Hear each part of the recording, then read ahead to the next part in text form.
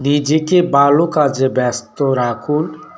এই কাজ এবং ব্যস্ততা আপনাকে উন্নত অধ্যায়ে নিয়ে যাবে।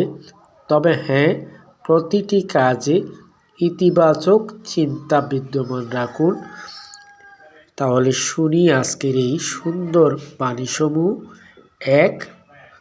কথায় আন্তরিকতায় আত্মবিশ্বাস তৈরি করে। আবার শুনি, কথায় আন্তরিকতায় আত্মবিশ্বাস তৈরি করে। ২. অন্য কারো জন্য আপনার ব্যক্তিত্ব কখনোই নিস্তেজ করবেন না। আবার শুনি, অন্য কারো জন্য আপনার ব্যক্তিত্ব কখনোই নিস্তেজ করবেন না। ৩. শীঘ্রই বা পরে যারা জিতবে তারাই যারা মনে করে তারা পারবে। আবার শুনি, শীঘ্রই বা পরে যারা জিতবে তারাই যারা মনে করে তারা পারবে। ৪.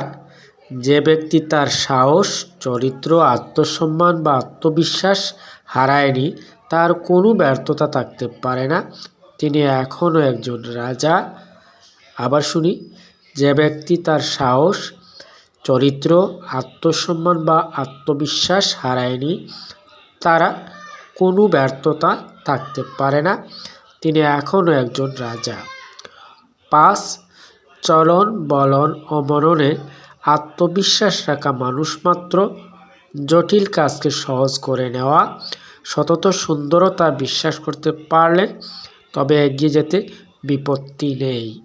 আবার শুনি, চলন বলন ও মননে আত্মবিশ্বাস রাখা মানুষ মাত্র জটিল কাজকে সহজ করে নেওয়া, সতত সুন্দরতা বিশ্বাস করতে পারলে তবে এগিয়ে যেতে বিপত্তি নেই।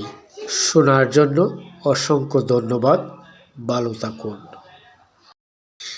ভিডিওটি ভালো লাগলে সাবস্ক্রাইব করে সাথে থাকুন, সেই সাথে লাইক কমেন্ট করে আপনার এতটুকু প্রেরণা আমাকে শক্তি যোগাবে নতুন কিছু করতে। ভালো থাকুন, শুভকামনা, শুনতেই থাকুন।